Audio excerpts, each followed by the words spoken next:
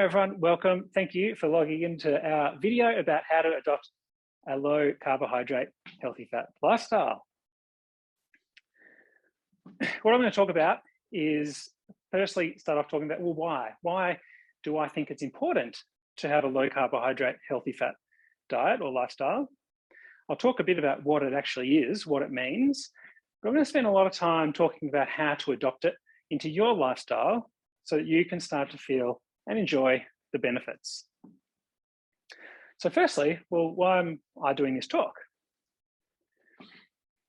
So towards the end of my specialist exams, where I spent most of my time sitting down eating chocolate-coated coffee beans to keep myself awake and keep myself studying, I got myself to the point where I was 96 kilograms. And I exercised and exercised, and I tried to get rid of it, and it didn't really change. And I got to the point where I thought, well, this is probably just my normal weight. I eat healthily. I, got rid of all the chocolate-coated coffee beans, but the weight stayed the same. But then in February of 2018, Leah encouraged me and us together to do a 6-week low carbohydrate challenge. And I had a look at it and thought, look, Leah, I'm not really up for this. This is completely against everything that I've learned at uni. I don't really believe in it. You should do it. See how you go. And Leah said, no, come on, we should do this together because, we eat together as a family, so let's do it. And I said, okay, well, that sounds fair enough. I'll do it. I'm happy to do it as an experiment. We'll see how it goes. During that 6 weeks, I dropped 10 kilograms without any effort. I didn't exercise more. I didn't do anything differently, except I changed what I ate. And I followed this program. And I thought, suddenly this weight that I've been trying to get rid of for so long is just coming off me. And I thought, there has to be something to this. And so that really sparked an interest in me to read more about it. And so since then, I've learned a lot about nutrition and found out that unfortunately, the majority of the stuff that I was taught at uni, which is the same as what all doctors were taught about nutrition, is incorrect. We should not be adopting a low-fat diet. It's actually very bad for us. We should be adopting a low carbohydrate diet. And so what I want to do now is to try and get that message out to as many people as possible, because it fits in with the why behind lung and sleep and behind why I like what I do. And that is to inspire and help as many people as possible to improve their health with specialist attention to the treatment of lung and sleep disorders. Obviously, that's my area of specialty, but you can't actually improve people's overall health without addressing these factors. And there are 4 factors that come into play that are essentially the pillars of good health. And they're exercise, sleep, nutrition, and mental health. We need to be active, we need to get exercise, we need to have good quality and a good amount of sleep. We need to abide by low carbohydrate, healthy fat nutrition, and it'll result in having good mental health. And we can't have one without the other. We have to concentrate on all of these things, because you can't actually have good sleep if you don't have good nutrition. If you're overweight, your sleep can be affected. If you don't exercise, it's not good for your sleep. If you don't sleep properly, then it affects what you eat. You tend not to eat properly, and then you tend to exercise less, and then it also has impacts on your mental health.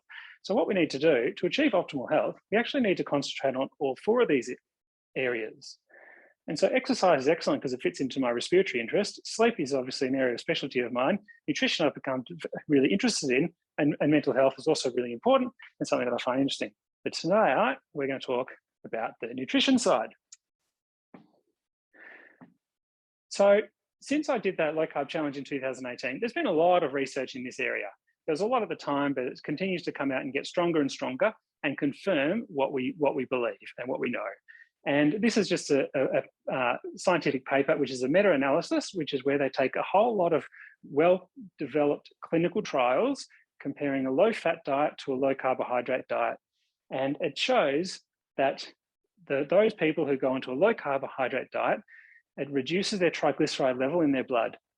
That's the fat in the blood that you do not want, that you need to reduce for optimal heart health. It raises your HDL level. No drug can increase your HDL, and no drug can bring down your triglycerides. But a low carbohydrate diet can. It achieves weight loss, it improves blood pressure, and it improves your blood glucose and makes it less likely for you to become diabetic, or if you are diabetic, in fact, treat your diabetes. There's a concern about when the Atkins diet came out and there was that fantastic show on TV and everyone's like, oh, what's it going to do with your coronary arteries? It must be really bad for you eating all of that fat.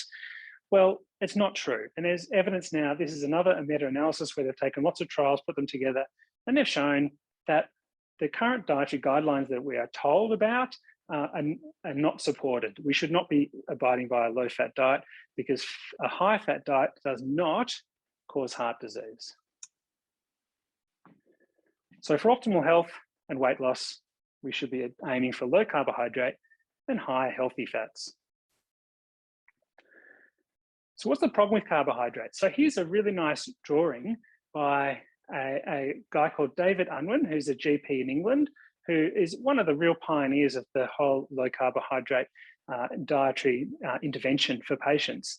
And this diagram is quite nice because on the left there, you've got a starch molecule. So a starch molecule is what they call a complex carbohydrate that might be found in bread, brown rice, potatoes. But essentially, a starch molecule is lots of small glucose molecules stuck together. As soon as you eat that, those glucose molecules break down into individual glucose molecules.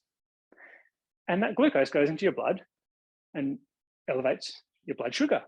And so it doesn't matter whether that carbohydrate is coming to you in the form of sugar or whether it's coming to the form in the form of complex carbohydrates like potatoes and brown rice. It gets broken down into glucose. And this is the effective amount of sugar that you consume when you eat different carbohydrates. This is another diagram from Dr. David Unwin, which really puts it into perspective. And so have a look at that top line. If you have a cup of basmati rice, which most people would think is a healthy thing to do while having dinner, you are essentially having 10 teaspoons of sugar. If you have a banana, you're having over 5 teaspoons of sugar. So if anybody thinks that having a banana is healthy for breakfast, it's absolutely incorrect.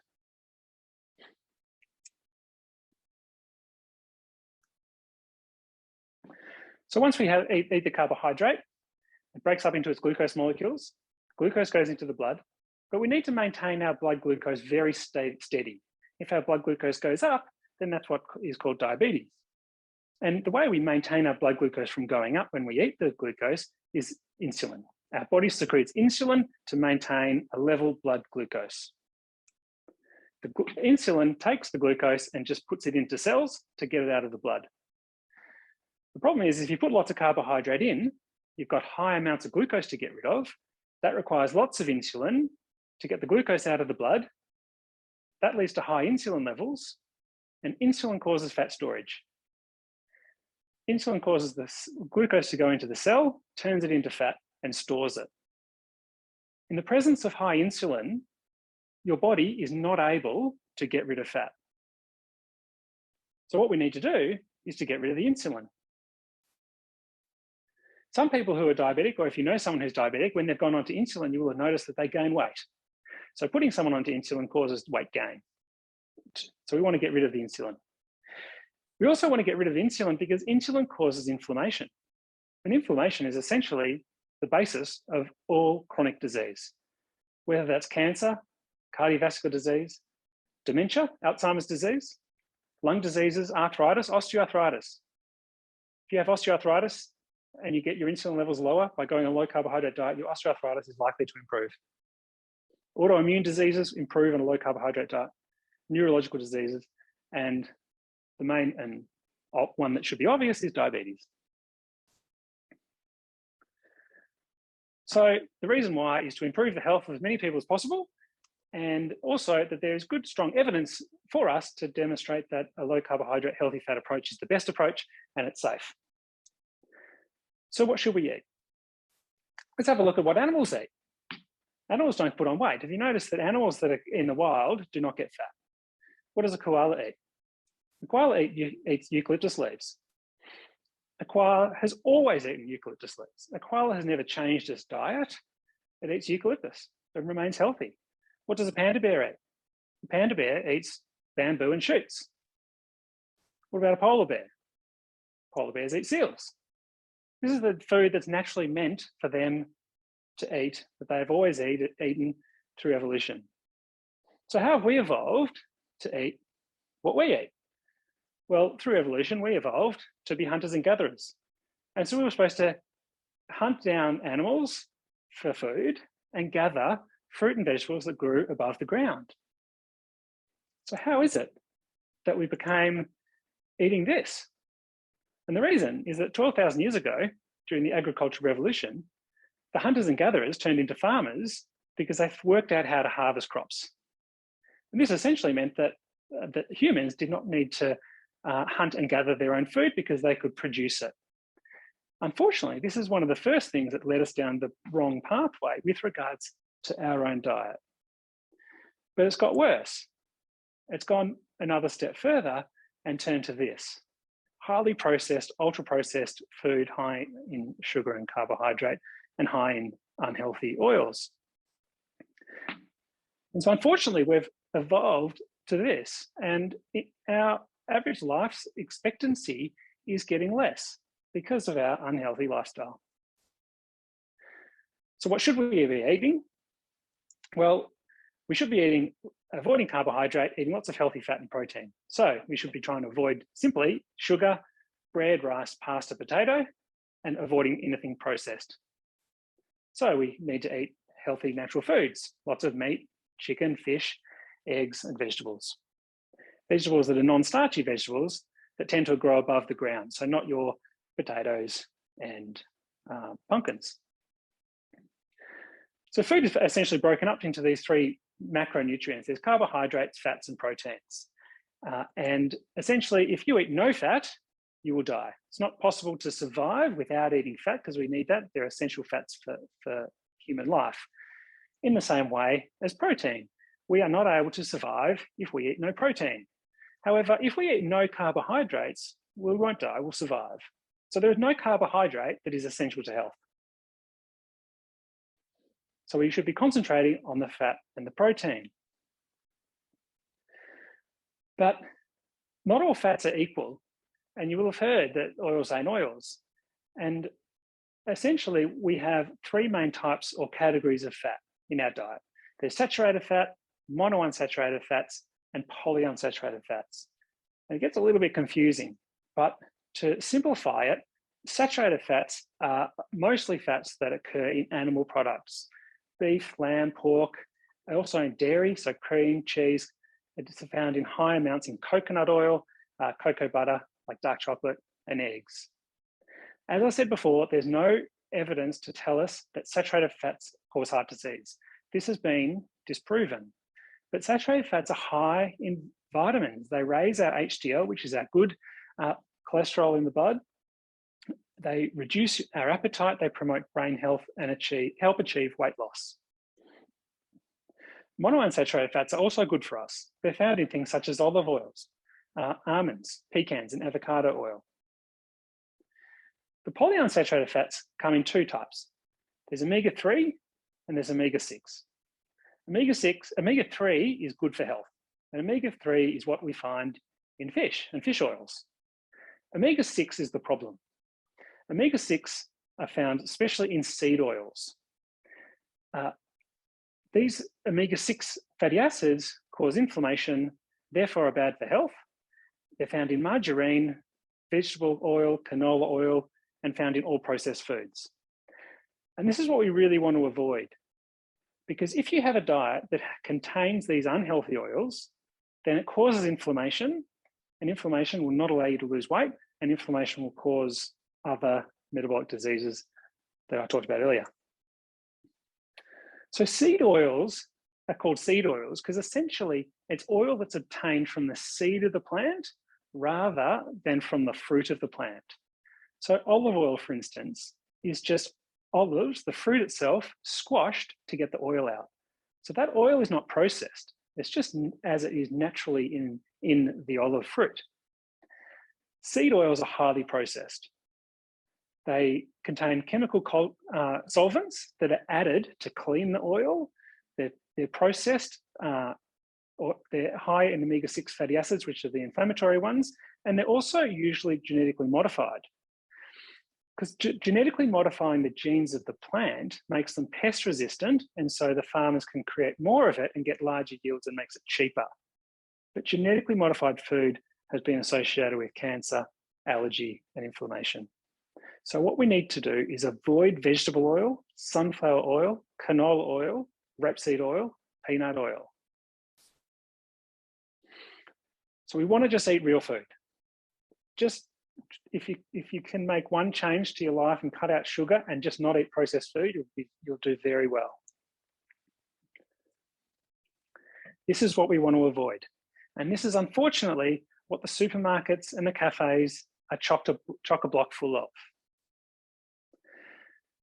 So I've got a list here now of what we should be eating, what we should only eat a little bit of, and what we should avoid. And at the end of it, I've got a link to you can have this list. And so what we want to eat is animal products. So all animal products are healthy, especially meats that are organically farmed. So if you're eating red meat, it's best to eat red meat that's been fed on grass or pasture fed. It's not good to eat red meat that's been fed on corn or feed, because essentially that's feeding the animal carbohydrates, wheat and corn, which is not good for the animal, and it actually creates meat that's not so good for us. And so grass-fed meat is the best. Free-range chicken, eggs, dairy is good for us. Some people are sensitive to dairy, but if you're not sensitive to it, very healthy. You can eat as much of it as you like. Animal fats, duck fat, lard, ghee, all fantastic. Nuts and seeds we can eat freely. Vegetables that grow above the ground, the number following the vegetable is the amount of carbohydrate per 100 grams, showing you that they're all just a small amount of carbohydrate in these types of vegetables. So they're all good to eat. What we should only eat a little bit of is fruit. Fruit contains a lot of sugar.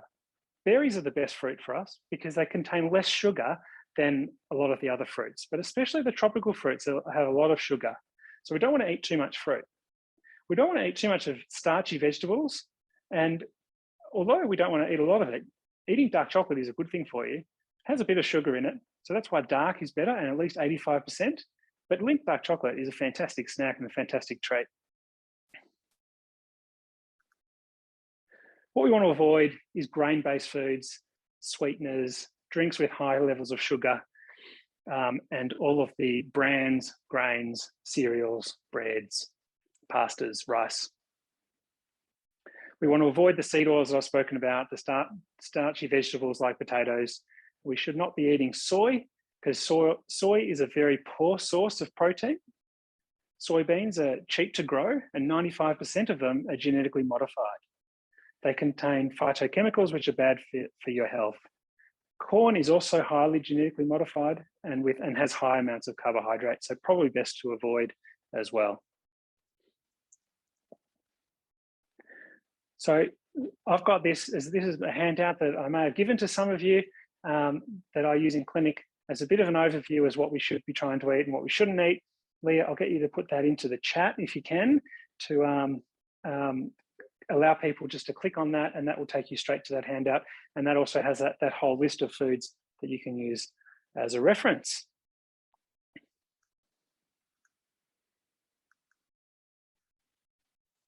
Oops. It's really important to understand food labels, and understanding food labels makes it a lot easier to make good choices when you're looking at different foods.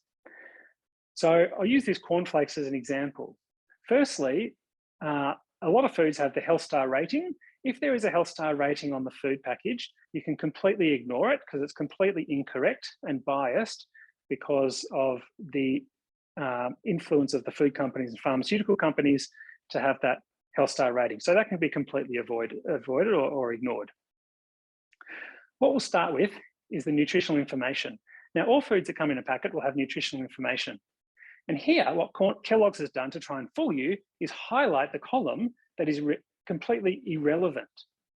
What you want to look at is the column on the right that tells you the quantities of each macronutrient per 100 grams.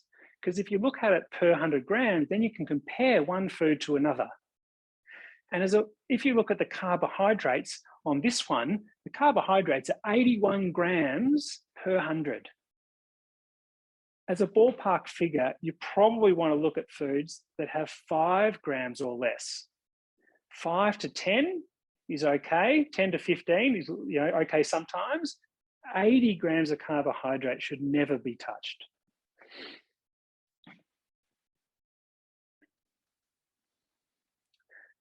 It's important to look at food labels of things like this. Now here we've got a pretty common butter called Western Star Original Soft Spreadable Butter.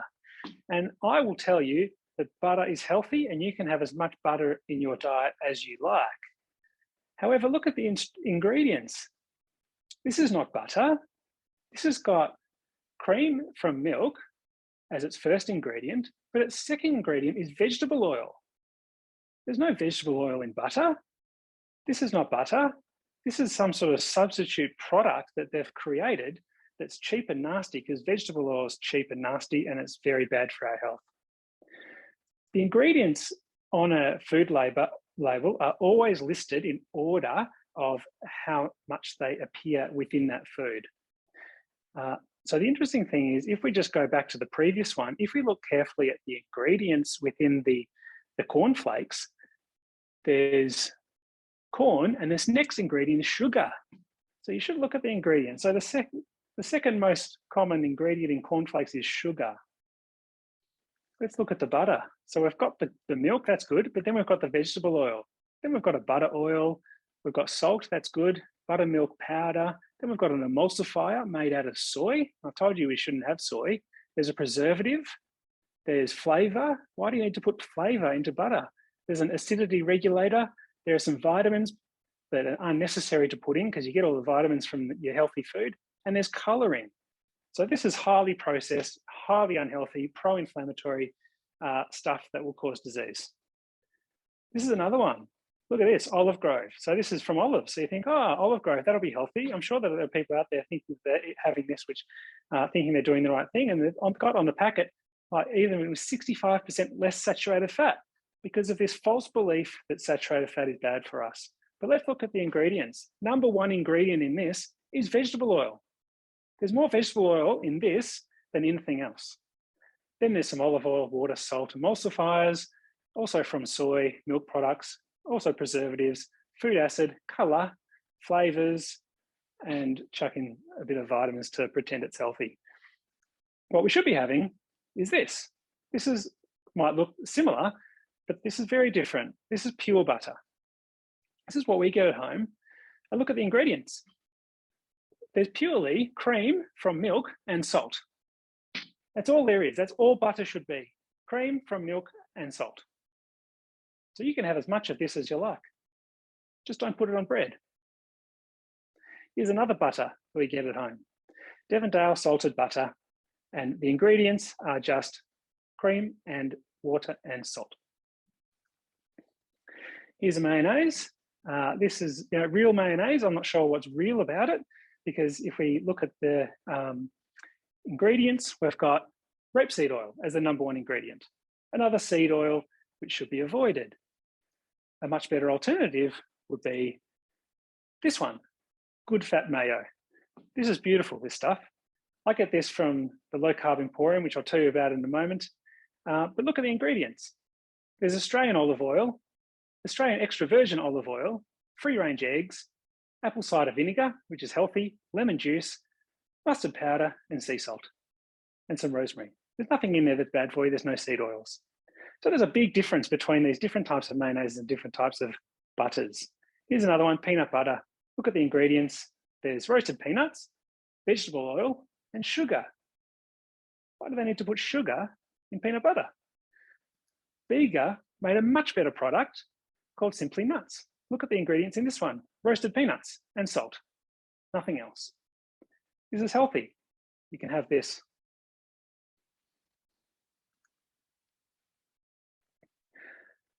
So how do we put it all together?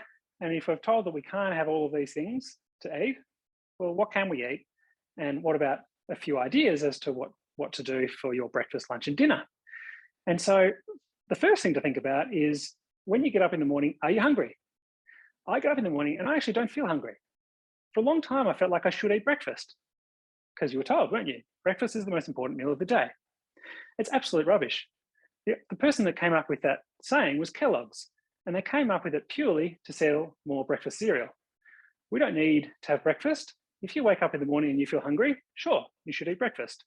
If you don't feel hungry, there's no need to eat breakfast. It doesn't kickstart your metabolism. That's completely incorrect. It doesn't help you lose weight. That's completely incorrect. And it's not needed for cognitive function or for thinking or anything. As a matter of fact, I worked all day seeing patients all day, or had a full session this morning, a full session this afternoon, and I didn't have my first meal until I got home. I had a black coffee and water for the whole day. So if you don't feel like breakfast, you don't need to eat it. But if you do, coffee is a good idea. You could have Greek yogurt, unflavoured, with berries.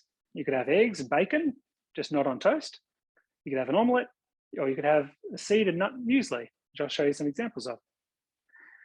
Lunch can sometimes be hard because you can't really go to the cafe to get lunch, because everything you get from the cafe is bread, rice, pasta. So you could maybe take leftovers from the night before. You could make your own scrambled eggs with chorizo or mushrooms, tomatoes, capsicum. Once again, you could have an omelette, or you could make some seed crackers and have seed crackers with cheese or some meats. And dinner, people usually do the right thing for dinner. It's the meat and veg. It's any sorts of meats that you like, with vegetables that are non-starchy vegetables.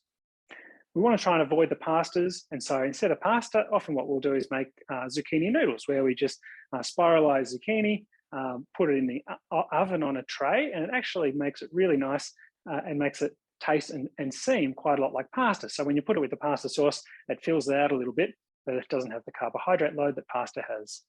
And also cauliflower rice. You can just Google how to make cauliflower rice, but essentially you shave it up, put it in a pan, fry it with a little bit of olive oil, and makes a really nice sort of addition to curries and things like that.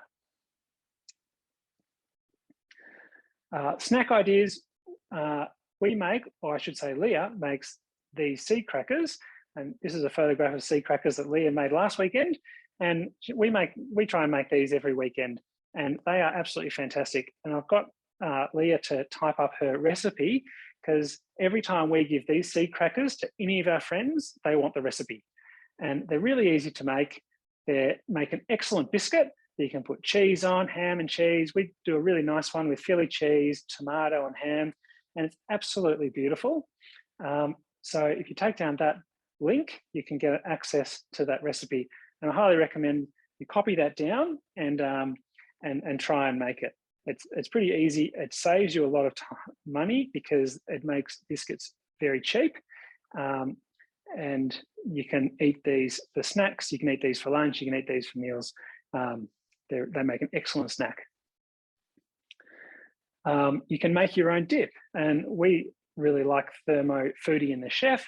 And this is one from that I've just Googled, which you can, if you Google Thermo Foodie and the Chef, this is a French onion dip. And this is really beautiful. This takes about 5 or 10 minutes to make. And it just has onion, cream cheese, some olive oil, and healthy ingredients, and you can make your own dip. The problem with a lot of the dips that you buy from the supermarket is if you look at the ingredients, they've got canola oil or vegetable oil. So you can make your own. Biscuits that might look just harmless like this, have a look at the ingredients, look at the carbohydrate load in these, 62 grams per 100. So we do not want to be having these sorts of biscuits. Look at the ingredients. We've got wheat flour, niacin, reduced iron, folic acid, sunflower oil, palm oil. So we don't want to have this, and it's even got sugar. Why would you have to put sugar into a biscuit? You'd be much better off getting these if you don't want to make your own, and we have these frequently. Olindas have seed crackers, which are really excellent. If we look at the carbohydrate value in these ones, per 100 grams, it's down to 12. So this is in the really good range, only just above that 10 limit, very low sugar. And so these are a much more healthy choice. Let's have a look at the ingredients. We've just got the pumpkin kernels, the linseeds, pumpkin seeds, and psyllium husk to hold it together. So very similar to the ingredients that we use in our ones from home. And here's the nice treat that we love having is the 85% Lindt chocolate with low amount of carbohydrate, no unhealthy oils in it. So if you want more ideas, there are some fantastic books. The Real Meal Revolution and Superfood for Super Children are both books by Tim Noakes, which are really excellent books. I mentioned Thermo Foodie and the Chef has some really great recipes, especially for Thermomix, but they can also be used without the use of a Thermomix. And A Fat Lot of Good is probably one of the best books I've ever read. It's by an author named Dr. Peter Bruckner, who some of you may know because he's a famous sports doctor from Melbourne, and he's been the team doctor for a lot of the AFL clubs, the Australian cricket team, the Olympic team, some of the Olympic teams as well. And he's even been sports doctor for some of the European football clubs. And he's currently sports doctor for Melbourne Demons, which is excellent. But this book is just a fantastic story of his journey through sports medicine. And when he went through a similar time in his career where he realized that what he was doing was incorrect because he actually developed metabolic syndrome, having lived a very active, what he thought was healthy life. And he went on to a low carbohydrate lifestyle and has improved his health significantly and lost a lot of weight. Peter has also produced this program, and I'd highly recommend this to everyone. Leah, if you could just put that link, Defeat Diabetes, into the chat, click on that and it'll take you to this website. This is essentially an app-based program that has all the education you need, all of the lessons about what you should and shouldn't eat, why, all of the things about the seed oils and the different types of foods. Then it has lots of meal ideas, lots of recipes, and it has everything that you need in one resource that you're able to get through an app on your phone. And these are some screenshots from my phone just showing the different recipes and guides that take you through. This is how I would highly recommend this. I have to tell you that I've got a vested interest in this because I've been on the medical board of advising a little bit with regards to the production of this app, but I believe in it very strongly. And if you want to take this to the next level and continue your learning and get on board with it, this is a fantastic app that you can get on your phone to help you through that journey. It's been very successful. After all of the people who used it, after a 3-month period, they surveyed their members, and 63% of those with type 2 diabetes no longer had diabetes. That's quite amazing when the Diabetic Association of Australia tell us that diabetes is a non-curable condition, or it's a progressive disease, and people progress from diet control to tablets to insulin, which is not correct. Through use of this app, 63% of people with type 2 diabetes no longer had diabetes after only 3 months. 84% achieved weight loss, and the average weight loss was 8 kilograms. And every single patient who was diabetic and took insulin no longer was taking insulin. Every single one. So that's pretty powerful. You don't need to have diabetes to get use out of this though, because the principles and the lessons are the same.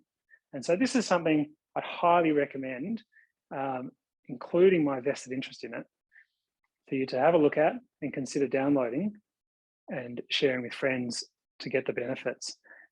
And I've got a discount code for it. So there is a cost involved in getting this app, but if you put DD Jennings 15 in when you log on for the first time, you'll get a discount on that. So I might get Leah just to chuck that in the chat as well, DD Jennings 15.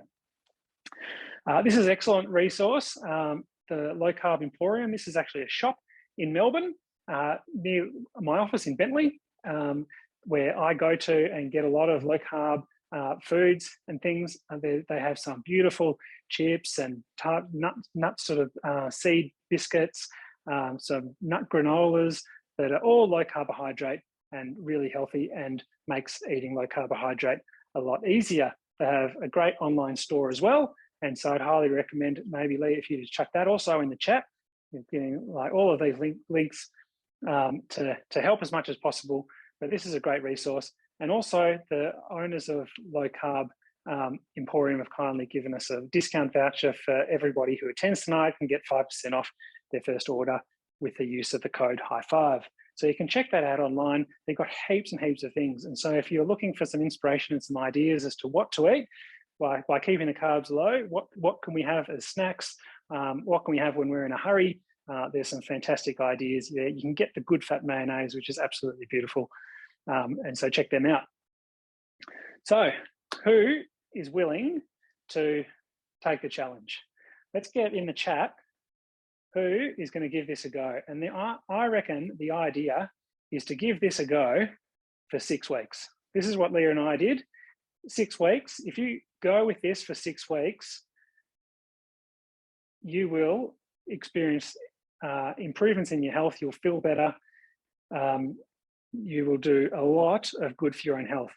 And then the best thing is that you will then start to recommend it to your friends and family. And this is the way that we're going to spread the news about this. This is the way we are going to get this important message out to our population of people who need help to improve their health. Because unfortunately, our government is not going to do it. They continue to push a low-fat diet, and it's because of the influence of the food companies, the sugar farmers, and the pharmaceutical industry that we're continually told to have a low-fat diet and avoid saturated fats. It's completely incorrect. So we can't try and get government on board because they're not going to do it. We're not going to get the Dietitian Association of Australia on board because they're under the control of the government and under the same control. So what we need to do is experience it ourselves and then spread the word, and everybody can improve their health and feel better. And that is excellent. I'm just looking down the chat and saying thumbs up, I will, 6 weeks sounds great. Going to try, that is excellent, excellent, excellent, excellent. That is very exciting. And there are those 2 resources. So you can have a look at my sheet there, or you can go for the full program with the diabetes. Alrighty, I'm going to leave it there and stop for some questions.